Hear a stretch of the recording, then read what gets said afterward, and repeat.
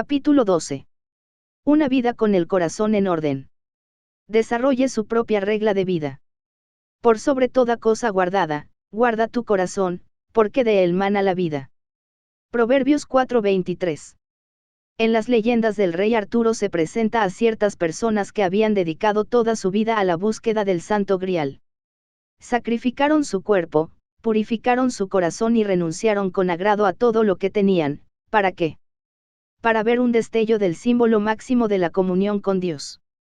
Por supuesto, esta búsqueda tenía que ver mucho más que con la visión momentánea de una reliquia. Tenía que ver con la búsqueda de una unión con Dios. Era la búsqueda de la vida en el reino de Dios, ese reino del cual el propio Camelot era solo un débil eco. Esta búsqueda no era una aventura informal. Exigía una preparación de espíritu. En realidad, consistía mayormente en esto. Solo la podía llevar a cabo alguien que fuera humilde, fiel y puro de corazón, como lo expresa una versión, con la sola condición de llevar una vida de pureza en pensamiento, palabra y obra. Sin embargo, por difícil que fuera la tarea, ningún caballero auténtico ponía en duda el que valiera ese precio. Era la gran búsqueda junto a la cual todo lo demás, vencer a grandes enemigos, reunir grandes riquezas o levantar grandes reinos, palidecían en comparación. Para usar una de las metáforas de Jesús, era la perla de gran valor por la cual toda persona razonable lo daría todo con gozo. En nuestros tiempos la gran búsqueda es la de un estilo de vida equilibrado. Pregúnteles a la mayoría de los que viven hoy en la sociedad estadounidense qué andan buscando y le dirán algo acerca de la necesidad de un equilibrio. Los Merlins de nuestros días son consejeros para la administración del tiempo, los libros de encantamiento han sido reemplazados por los cuadernos de agendas. Aún así el equilibrio no es el santo grial. El estilo de vida equilibrado no es una meta adecuada para que le dediquemos nuestra vida. El problema de esa meta no es que resulte demasiado difícil, sino que es demasiado pobre. El equilibrio no es el paradigma más útil de lo que es una vida ideal. Más allá del equilibrio. La búsqueda del equilibrio puede contribuir a la tendencia hacia la división de nuestra fe en compartimientos. Muchas veces se describe la vida equilibrada como una gráfica circular en la cual la vida se halla dividida en 7 u 8 secciones. Una de ellas la económica, otra la profesional y así sucesivamente, y en la cual se ha reservado una de las secciones a lo espiritual. Este paradigma nos lleva a pensar que hay cuestiones como la economía o el trabajo, que son actividades no espirituales. Nos ciega a la realidad de que Dios está intensamente interesado en todos nuestros momentos y actividades. Otro problema que tiene la meta del equilibrio es que no le da mucho lugar a las personas que se encuentran en situaciones desesperadas, los que están en una crisis, los pobres o los oprimidos. ¿Qué significa que le digamos a alguien que tiene una enfermedad mortal, o a una persona que no tiene techo, o a una madre soltera que tiene un hijo con problemas físicos que necesita más equilibrio? El equilibrio tiende a conllevar la idea de que estamos tratando de hacer que nuestra vida sea más manejable, más cómoda, más agradable. Al fin y al cabo, somos nosotros en última instancia quienes decidimos qué aspecto tiene el equilibrio. En unas vacaciones descubrimos el mejor pastel de melocotón del mundo en un restaurante llamado Bob Evans, y nos pasamos allí el resto del viaje yendo a Bob Evans 3 y 4 veces al día. Decidimos que por aquella semana, la vida equilibrada tenía este aspecto. A un nivel más profundo, el paradigma del equilibrio no es capaz de captar una sensación de fuerte urgencia que sea digna de la entrega del ser humano. Es mayormente una búsqueda para la clase media. Carece de la idea de que le debo entregar mi vida a algo mayor que yo mismo. George Bernard Shaw lo expresaba así. Este es el verdadero gozo de la vida, ser usado con un propósito que usted mismo reconoce como poderoso, que su ser sea gastado por completo antes de que lo tiren a la basura, que su ser sea convertido en una fuerza de la naturaleza, en lugar de ser un febril y egoísta terrón de dolencias y quejas que se lamenta de que el mundo no se quiera dedicar a hacerlo feliz. A la búsqueda del equilibrio le falta la idea de que le tenemos que entregar la vida a algo que sea mayor que nosotros mismos. Le falta el llamado al sacrificio y a la negación de sí, el extravagante, riesgoso, costoso y aventurero abandono que es seguir a Jesús. Pregúnteles a los niños hambrientos de Somalia si lo quieren ayudar a alcanzar el equilibrio y descubrirá que tienen la esperanza de recibir de usted algo más. Y yo creo que, en lo más profundo de su ser, también usted, es muy probable que esté esperando algo más de sí mismo. Lo mismo le sucede a Dios. Jesús nunca dijo, si alguno quiere ser seguidor mío, que se niegue a sí mismo, tome su cruz y lleve una vida equilibrada. Dijo que lo siguiéramos. Quiere que nosotros hagamos lo que Él hubiera hecho, de estar en nuestro lugar. Algunas veces trato de imaginarme una conversación entre el apóstol Pablo y un consultor del siglo XX para la administración del tiempo. Comienza más o menos así. El consultor: Pablo, si miras esta gráfica circular, creo que estarás de acuerdo conmigo en que tu vida espiritual va bastante bien. Sin embargo, en cuanto a tu profesión, la fabricación de tiendas, ha bajado seriamente. Esto te ha llevado a disminuir tu portafolio económico. Veamos el registro de distribución del tiempo que yo te pedí que fueras llevando cuando nos reunimos la última vez. Pablo: 5 veces recibí los 39 azotes, 3 veces me golpearon con varas, 1 vez me apedrearon, 3 veces naufragué, y pasé una noche como náufrago en alta mar.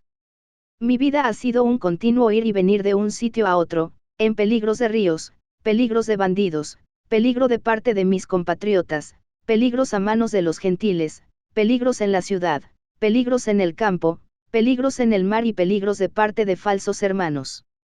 He pasado muchos trabajos y fatigas, y muchas veces me he quedado sin dormir, he sufrido hambre y sed, y muchas veces me he quedado en ayunas, he sufrido hambre y desnudez.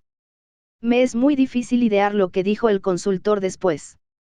La meta definitiva de Pablo en la vida era algo que estaba más allá del equilibrio. La respuesta no está en una vida desequilibrada. Lo que estoy tratando de hacer ver con todo esto no es que debemos llevar una vida de desequilibrio. La falta de equilibrio no es la respuesta. Cuando nuestro hijo John tenía 3 años, se apegó fuertemente a una vieja película de Disney llamada The Love Bug. El personaje con el que se identificaba no era el héroe, cuyo papel hacía Dean Jones, ni siquiera su compañero cómico, papel que hacía Buddy Hackett. Era Herbie, el auto de carreras. En realidad, había 4 películas de Herbie, la original y 3 continuaciones. Las vimos todas una cantidad de veces suficiente para sabernos de memoria los guiones. Ese apego se convirtió en obsesión. Johnny usaba una camiseta que tenía el nombre y el número de Herbie, el 53, pintados. Cada vez que nos subíamos al auto, se sentaba junto a mí. Nuestro auto era Herbie y estábamos en una carrera contra todos los demás autos, todos conducidos por Thorndike, el gran enemigo de Herbie. Dejar que otro auto nos pasara era inconcebible. Vivíamos para la velocidad. Cada momento era una carrera. En una ocasión en que visitábamos una iglesia, recogimos a John en un lugar donde cuidaban a los niños. Cuando terminó el culto, descubrimos que tenía un arañazo. Los asistentes habían llenado un informe de lesión para él, y donde iba el nombre decía, Herbie Ortberg. Él era Herbie. La vida es dura cuando vivimos como Herbie. La carrera nos puede emocionar por un momento, nos puede hacer sentir estupendamente, pero termina volviéndose agotadora. Hace ya años, el fundador de lo que se convertiría en un gran ministerio para eclesial solía viajar por el mundo entero, y al hacerlo, descuidaba a su esposa, sus hijos y a su propia alma. Vivía como Herbie. Decía que su oración siempre era, muy bien Dios mío, yo voy a cuidar a tus corderos, cuida tú de los míos. En otras palabras, yo voy a descuidar a la gente con la cual he hecho el compromiso básico de mi vida, pero como lo estoy haciendo en nombre del ministerio, encárgate tú de ella. Su esposa y sus hijos pagaron un alto precio. Entre los predicadores hiperactivos solía haber un dicho, antes consumirme que oxidarme. El problema de esto está en que de ambas formas terminamos destruidos. Y una vez destruidos, no importa demasiado cómo llegamos a estarlo. La búsqueda de un corazón en orden. Sin embargo, sí hay una búsqueda que merece nuestra entrega. Hay una meta alcanzable hasta en las más desesperadas de las situaciones. Es algo que va a producir un bien que va mucho más allá de nuestra pequeña esfera de influencia. Es algo que nuestra alma anhela, la vida que siempre hemos deseado. Es la búsqueda de lo que podríamos llamar, un corazón en orden. El paradigma del equilibrio da por sentado que nuestro problema es externo, que se trata de un desorden en nuestro calendario, en nuestro trabajo o en el momento de la vida por el cual pasamos. Sin embargo, el desorden verdaderamente significativo es el interno. ¿Qué significa tener un corazón en orden? Agustín sugirió que tener un corazón en orden significa amar lo que debemos, en el grado que debemos, de la forma que debemos o con la clase de amor que debemos. El efecto de la caída consiste en que tenemos unos afectos en desorden. Por ejemplo, la belleza es una obra de Dios, y por tanto es buena, pero cuando la amamos tanto que adoramos a las supermodelos e ignoramos a aquellas a quienes la sociedad estadounidense califica de carentes de atractivo, no estamos amando la belleza de la forma que debemos. Agustín escribió, cuando el avaro prefiere el oro a la justicia, la culpa no es del oro, porque aunque es bueno, se le puede amar con un amor bueno y también con un amor perverso.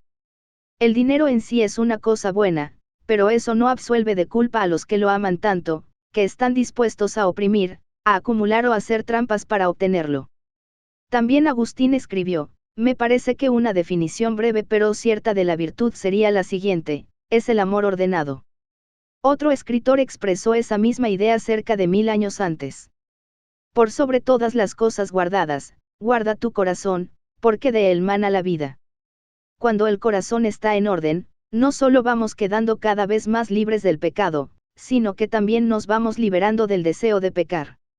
Si nuestro corazón estuviera realmente en orden, amaríamos tanto a la gente, que no querríamos engañarla, manipularla, ni envidiarla. Seríamos transformados de dentro hacia afuera. Imagínese lo que sería el mundo si estuviera lleno de personas con un corazón en orden. Los programas de televisión como Miami Vice serían reemplazados por Miami Virtue. Los periódicos sensacionalistas que se venden en las tiendas de víveres estarían llenos de relatos de abundante generosidad y sacrificio espontáneo realizados por personas que son celebridades y de las cuales nunca habíamos oído hablar. Los programas de diálogo de la televisión presentarían a hombres que disfrutarían en secreto el vestirse como hombres. Por las noches dormiríamos con el sueño sin perturbaciones de la inocencia, sin tener que quedarnos mirando el techo a las 2 de la mañana como consecuencia de cosas que lamentamos. No tendríamos necesidad de intentar repeticiones ni de preparar sopas baratas con cuantos sobrantes encontremos. Un plan para morfear. ¿Cómo hacemos para ir transformando un corazón caído común y corriente en un corazón que ame lo que debe, de la forma que debe, al grado que debe y con el tipo de amor que debe? Esto exige un plan de acción, de lo contrario, nunca va a suceder. William Paulsell nos aconseja. Es poco probable que vayamos a profundizar nuestra relación con Dios de una manera informal o al azar. Hay necesidad de un compromiso intencional y de una cierta reorganización de nuestra propia vida. Pero no hay nada que enriquezca más nuestra vida que una percepción más clara y profunda de la presencia de Dios en la rutina de la vida diaria. El presidente ejecutivo de una compañía que se halle dentro de la lista de Fortune 500 nunca intentaría hacer crecer una organización sin haber hecho alguna planificación estratégica. Un entrenador que se propone en serio ganar, nunca entraría en la temporada de una manera informal o al azar. Todos comprendemos que se necesita una planificación sabia y flexible en otras cuestiones de gran importancia como la económica. La necesidad es igualmente válida en la vida espiritual. No es posible instrumentar ni controlar la transformación espiritual, pero tampoco es una aventura al azar. Necesitamos algún tipo de apoyo o de estructura, de manera muy parecida a como una vid joven necesita un enrejado de alambre que la sostenga. Necesitamos velas que nos ayuden a atrapar el viento del espíritu. Todos conocemos la frustración que producen los esfuerzos hechos al azar o de forma casual, que no llevan a ninguna parte en la vida espiritual. Necesitamos un plan para transformarnos, para morfear. Como hemos visto, para los discípulos de Jesús, el plan consistía sencillamente en seguir a Jesús por todas partes y aprender de él, la manera en que debían vivir. En grupos como los de Alcohólicos Anónimos el plan de transformación comprende un ir trabajando en los 12 pasos con tanta frecuencia como sea necesario. Yo creo que es precisamente en este punto donde los seguidores actuales de Cristo se frustran. ¿Cómo sé que estoy viviendo como discípulo? ¿Qué es exactamente lo que hacen los discípulos? Este proceso tiene un nombre. Históricamente, Cada vez que los cristianos buscaban poner en las cosas de la vida ordinaria un orden que girara alrededor del crecimiento en la semejanza a Cristo, desarrollaban lo que se llama una regla de vida. Cada una de las diversas órdenes monásticas tenía su regla. No se trataba simplemente de un conjunto de leyes. La palabra latina de la cual procede la nuestra es regula, es decir, algo que se hace de manera regular, continua. Una regla comprende un ritmo de vida en la cual podemos ir creciendo en nuestra relación íntima con Dios. En particular, el hallazgo de una estrategia para la transformación comprende preguntas como las siguientes. ¿Cómo y cuándo voy a orar? ¿Cómo voy a manejar el dinero de forma que me acerque más a Dios? ¿Cómo puedo enfocar el trabajo de manera que ayude a la formación de Cristo en mí?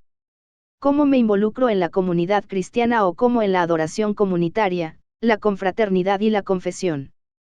¿Cómo puedo cumplir con mis tareas diarias manteniendo un sentido de la presencia de Dios? Vivir en el nombre de Jesús. Piense en la forma en que usted podría ordenar su día alrededor de la búsqueda de un corazón ordenado. Pablo le escribe a la iglesia de Colosas lo siguiente, como un punto máximo de instrucción sobre una vida transformada, y todo lo que hagan, de palabra o de obra, háganlo en el nombre del Señor Jesús, dando gracias a Dios el Padre por medio de él. ¿Qué significa hacer algo en el nombre del Señor Jesús? Hablando en líneas generales, en la Biblia, el nombre de una persona tiene que ver con su carácter. O sea, que hacer algo en el nombre de Jesús significa hacerlo como si el propio Jesús lo fuera a hacer de hallarse en su lugar. Esto brota directamente de nuestra comprensión de lo que es el discipulado. Ahora bien, lo realmente asombroso es la forma en que debemos comprender todo aquello que Pablo dice, y todo lo que hagan. Para evitar toda posible confusión, explica lo que quiere decir, todo lo que hagan, de palabra o de obra, esto lo abarca todo. De nuevo, en caso de que nos sintamos tentados a buscar escapatorias, recordemos, como lo expresa Pablo, y todo lo que hagan, de palabra o de obra. Las afirmaciones de este tipo tendemos a leerlas más bien con rapidez, pero la forma en que se expresa Pablo debería hacer que nos detuviéramos por un instante en este pensamiento. Después necesitamos idear algunas actividades concretas para lograr nuestra meta. En ese caso, primeramente debemos comprender con claridad lo que significa hacerlas en el nombre de Jesús, y en segundo lugar, debemos averiguar en qué forma podemos poner en orden nuestra nueva vida de acuerdo con esto. ¿Qué significa para nosotros despertar en el nombre de Jesús? Hay quienes, por la naturaleza de su composición genética, despiertan distinto al resto de la gente. Podríamos dividir a la raza humana en dos categorías, la gente a la que le encanta levantarse por la mañana y la gente que detesta a aquellos a quienes les encanta levantarse por la mañana. Alguien le preguntó a mi esposa en una ocasión, ¿se levanta dando gruñidos por la mañana? A lo que ella respondió, no, lo dejo que duerma. Si Jesús tuviera el control absoluto de nosotros al sonar el despertador, ¿qué clase de pensamientos nos pasarían por la mente? Tendríamos la cabeza llena de ansiedades acerca del día que comienza y lamentaciones acerca del día de ayer, o nuestros pensamientos nos darían tranquilidad con respecto a lo que nos espera durante el día y con aquel que nos sostiene.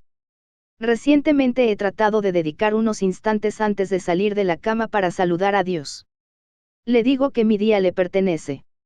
Lo invito a ir conmigo todo el tiempo. Pienso que esta es una forma de despertar en el nombre de Jesús.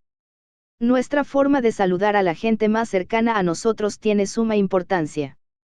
Los primeros 15 segundos que pasamos con esas personas son los que en realidad nos dan el tono de todo un día. ¿Cómo saludaría Jesús a nuestra esposa, nuestros hijos o nuestro compañero de cuarto? ¿Qué palabras usaría, con qué tono y con qué expresiones faciales? Un día mi hijo llegó saltando a nuestro dormitorio mucho antes del amanecer, porque aquella noche había caído la primera nevada de la estación. Estoy muy emocionado, dijo lleno de alegría. No puedo decidir entre salir a jugar en la nieve o ver el canal del tiempo. No voy a escribir lo que le respondí, pero no creo que fuera lo que Jesús le habría dicho. Eso no quiere decir que sea correcto dejar a los niños entrar al dormitorio de sus padres sin darles permiso a cualquier hora que quieran, pero en general, creo que Jesús le daría un gran valor a esos primeros momentos del día. Me parece que saludaría a los miembros de la familia con palabras que expresarían gozo. Si queremos saludar a la gente en el nombre de Jesús, esto significa que debemos hacer cosas tan radicales como mirarlas directamente y darnos cuenta de que están allí. ¿Qué significaría que condujéramos un auto en el nombre de Jesús? Si fuera Jesús quien estuviera tras el timón de nuestro auto, ese vehículo se comportaría de una manera distinta a la acostumbrada. En cuestiones como esta, la gente suele reírse ante la sugerencia de actuar en el nombre de Jesús, pero es precisamente en estas actividades tan comunes y corrientes, y nada espirituales en apariencia, donde ese hacerlo todo en el nombre de Jesús debe significar un cambio para que tenga alguna importancia. ¿Escucharía Jesús cintas grabadas de adoración mientras conduce? ¿Escucharía alguna vez música popular? Yo pienso que algunas veces escucharía las noticias, y oraría por la situación mundial mientras las escucha. También sospecho que algunas veces conduciría en silencio. Esto nos lleva a un punto importante. Hacer las cosas en el nombre de Jesús no significa que siempre las hagamos en la misma forma. Tenemos que ejercitar el discernimiento. ¿Cómo vemos televisión en el nombre de Jesús? Casi todas las personas que conozco ven televisión, y muchos nos preguntamos si no estaremos viéndola demasiado tiempo a veces. ¿Vería Jesús solo los canales públicos? ¿Vería de vez en cuando algún programa divertido y se limitaría a recibir el gozo que ofrece como una especie de regalo? Mientras estaba viendo por televisión parte de un torneo de tenis con mis hijos, nos maravilló la gran destreza de los jugadores y nos sentimos inspirados a salir para practicar. No obstante, hay una pregunta más fuerte aún. ¿Cuánta televisión y qué clase de programas puedo ver antes de que la televisión comience a crear en mí un corazón desordenado? ¿Qué significa hacer las tareas de la casa en el nombre de Jesús? ¿Cómo lavo la ropa, limpio el patio de hojas secas, o lavo los platos de la misma forma que lo haría él en mi lugar? Una noche, poco después de mudarnos a nuestra casa, Nancy y yo estábamos acostados cuando escuchamos un fuerte zumbido, como si hubiera un motor de jet sobre el techo. ¿Qué es ese ruido?, me preguntó Nancy. Yo sabía que si reconocía que había un ruido me iba a tocar salir a ver de qué se trataba. ¿Qué ruido?, le dije, aunque tuve que decirlo muy alto para que me pudiera oír por encima del ruido del motor del jet. Ese zumbido tan fuerte, me gritó. Ah, eso, le grité de vuelta. Tal vez solo sea un avión que va volando bajo de camino al aeropuerto de O'Hare. Por fin me decidí a rastrear el problema. Resultó ser un extractor de ventilación del ático, que estaba funcionando mal y no pude apagarlo. Lo que quería era pegarle un tiro. Por lo general, en esos momentos me frustro con facilidad y tiendo a tomarla con la gente, aunque esté queriéndome ayudar. Pero si reacciono en el nombre de Jesús, eso significa que debo reflexionar en lo afortunado que soy por tener un lugar donde vivir. Significa que esta tarea me puede ayudar a recordar que no soy el Mesías, y que la tierra no va a dejar de girar si yo tengo que dedicar un tiempo para arreglar algo. ¿Cómo trabajo en el nombre de Jesús? Es posible que nuestro trabajo nos ponga en contacto con muchas personas a lo largo del día, ya sean clientes o colegas. Trabajar en el nombre de Jesús significaría considerarlos, no solo como clientes, cuentas o unidades de producción, sino sobre todo como personas. Podríamos hacer una rápida oración por cada persona con la que nos encontremos. Nos podríamos interesar genuinamente en su vida. ¿Tienen familia? ¿Cuáles son sus intereses? Si trabajamos con las manos, podemos reflexionar sobre el hecho de que Adán trabajaba un huerto. Cuando gastamos energía física para crear algo, hacemos una cosa buena. Podemos hacer una rápida oración al final de cada tarea para entregársela a Dios. Podemos pensar que Jesús se pasó la mayor parte de su vida adulta trabajando como carpintero. Cuando hacía esto, podemos tener la seguridad de que estaba expresando su carácter, glorificando al Padre, tanto como cuando viajaba como maestro. ¿Cómo gastamos el dinero en el nombre de Jesús, cuando entramos a un centro comercial? ¿Cómo vamos de tienda en tienda en el nombre de Jesús? Parte de la respuesta tiene que ver con el hecho de notar a la gente con la cual se relaciona allí y tratarla con bondad. También podría comprender el disfrute de los colores y las telas por amor a la belleza y al arte. Aquí nos podríamos confundir pensando que vestir en el nombre de Jesús significa usar ropa fea. Esta comprensión de la espiritualidad es distorsionada. La belleza es buena, y es bueno también apreciarla y disfrutarla. Jesús señaló que Dios mismo tiene tal gusto por la belleza, que las flores comunes están mejor vestidas que Salomón, el hombre mejor vestido en la historia de Israel. La obra de Givenchy, Yves Saint Laurent, palidece comparada con los diseños de Dios. No obstante, ir de tiendas en el nombre de Jesús significaría seguramente decir no a ciertas compras. Significaría darnos cuenta de que no estamos llamados a ser el último grito de la moda. Vivir con un corazón en orden a este respecto significa que la belleza es buena, pero que no es el más profundo de los bienes. Ahora comenzamos a adquirir el sentido de la radicalidad de lo que está diciendo Pablo al escribir: todo lo que hagan de palabra o de obra, háganlo en el nombre del Señor Jesús. Algunas veces no logramos gran cosa porque tendemos a dividir la vida como si se tratara de un pastel. Pero yo creo que Pablo escribió esto muy en serio. No se estaba limitando a usar un lenguaje que pareciera espiritual. Lo estaba diciendo muy en serio. Hemos sido invitados a vivir la vida en el nombre de Jesús. La selección de un plan de transformación. En cierto sentido, cada uno de nosotros escoge una estrategia espiritual, tanto si tenemos la intención de seguirla, como si no. La podemos escoger aceptando sencillamente lo que tenemos por delante. Cuánto y dónde orar, cómo manejar el dinero, cómo y dónde adorar. Todas estas cosas son elementos de ese proceso de transformación. Los seguidores de Jesús son los que ordenan intencionalmente su vida alrededor de la meta de la transformación espiritual, el desarrollo de un corazón en orden. Podemos aprender a hacerlo de manera intencional. Podríamos escribir en una hoja de papel o en un diario nuestra propia regla de vida. No tiene que ser algo elaborado. En realidad, esta regla funciona mejor si la mantenemos sencilla y práctica. Por ejemplo, el Papa Juan XXIII, líder cristiano que marcó una profunda huella en la Iglesia del siglo XX, comenzó a seguir esta práctica diaria siendo aún muy joven. Vivir en el nombre de Jesús. Todo lo que hagan, de palabra o de obra, háganlo en el nombre del Señor Jesús. En la Biblia los nombres suelen reflejar el carácter de la persona. Así, hacer algo en el nombre de Jesús, significa hacerlo de una forma que esté de acuerdo con su carácter, hacerlo de la misma forma que lo habría hecho Él. Cada momento es una oportunidad para vivir en el nombre de Jesús. Todas las cosas cotidianas de la vida se pueden llenar de su presencia, si usted lo está. Comience por pensar en lo que significaría hacer cada una de estas actividades en el nombre de Jesús.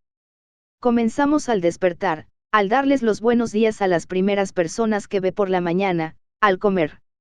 Conducir su auto. Trabajar fuera del hogar o cuidar de los hijos. Ir de compras, ver televisión, hacer las tareas de la casa, leer. O al irse a dormir. No lo complique. Céntrese en la presencia de Jesús con usted mientras pasa por esos momentos del día que parecen insignificantes. Trate de seguir dirigiendo sus pensamientos hacia Él. Pídale ayuda o dirección, o sencillamente, comparta con Él lo que tiene en el corazón. Aprenda de memoria Colosenses 3:17 para que le ayude a hacer este ejercicio. Pídale a Dios que le haga recordar continuamente estas palabras. Vaya escribiendo la forma en que se desarrolla este experimento. Hable acerca de él con un mentor o amigo espiritual. Pasar 15 minutos en oración silenciosa al comenzar la mañana, o pasar 15 minutos leyendo literatura espiritual. Antes de acostarse, pasar unos momentos haciendo un examen de conciencia y una confesión ante Dios, y después identificar las cosas por las que quería orar en la mañana. Apartar momentos concretos para orar, estudiar, descansar, dormir, tener el hábito de centrar la mente en Dios en oración a lo largo del día. Una aventura con Dios cada día. Usted y yo hemos sido invitados a convertir todos los momentos de cada día en oportunidades para aprender de Jesús, la forma de vivir en el reino de Dios. Cada minuto cuenta, como explica también Frank Laubach. No se da cuenta de que Dios está haciendo experimentos con las vidas humanas. Por eso somos tantos. Dios está desarrollando 1.600 millones de experimentos en el mundo en estos mismos momentos. Y su pregunta es: ¿hasta dónde me va a permitir este hombre o esta mujer que llegue en esta hora? Porque yo, que puse vida en el protozoo y en la hierba, y en el pez, y en el ave, y en el perro, el gorila y el hombre, aún no me siento satisfecho. No solo estoy dispuesto a que esta hora sea maravillosa, sino que estoy con dolores de parto para alumbrarlos a ustedes con esa cosa de Cristo que no tiene nombre. ¿Hasta dónde se pueden rendir ustedes sin tener temor?